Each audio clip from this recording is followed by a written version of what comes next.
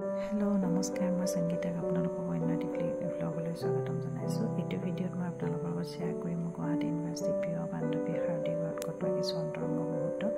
এদিন সন্ধিয়া মই মোৰ পৰিয়ালসহ গৈ পালোগে তিনিচুকীয়া বৰদলৈ নগৰত, য'ত মোৰ প্ৰিয় বান্ধৱী তাই মানুহজনৰ সৈতে বাস কৰে।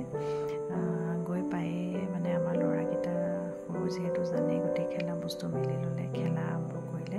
মোৰ ল'ৰাও মানে উৎপাতটো অকণমান বেছিয়ে, তো মানুহজনেও গৈ পেলাই আপোনাৰ নিজৰ ৰুমটো দখল কৰিলেগৈ।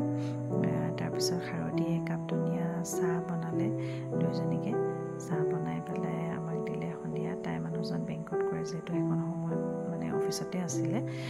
তাৰপিছত মোৰ ল'ৰা দুটাই মানে খেলা আৰম্ভ কৰিলে। তাইৰ ল'ৰাটো মানে বহুতেই ঠাণ্ডা আৰু যি কয় তাকে শুনে, মানে আচৰিতে লাগে মানে দেখিলে। তাৰপিছত আমি দুয়োজনী গৈ পাকঘৰত সোমালোগৈ। তাই কিছু সামগ্ৰী ৰেডি কৰিয়ে থৈছিলে, লোকেল চিকেন, মাছ, দালি, ভাজি, চালাড, তেনেদৰে বিভিন্ন আইটেম দি পেলাই আমি ৰাতি ভাত সাজ খালোঁ। পিছবেলা যিহেতু আমি আগতেই প্লেন কৰি থৈছিলোঁ ওচৰতে এফালে ওলাই যাম বুলি, গতিকে আমি ৰাতি ভাত সাজ খাই সেইদিনা শুলোঁ সোনকালে। আৰু পিছদিনা ৰাতিপুৱা মোৰ উঠা দেৰি হ'ল, কিন্তু তাইৰ মানুহজনে উঠি মানে আমাৰ কাৰণে ব্ৰেকফাষ্ট ৰেডি কৰিলে।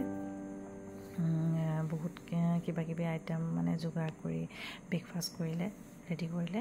আৰু আমাৰ দুইটা পৰিয়ালে আমি ওলালোঁ, ওচৰতে ওলাই যাম বুলি ৰেডি হ'লোঁ। তেনেদৰে আমি এটা দিন তাইৰ ঘৰত অতিবাহিত কৰি পাৰ কৰিলোঁ। আৰু আহোঁতে তাই মোক গিফ্টটো দি পঠিয়ালে। আজিলৈ ইমানেই, বাই বাই।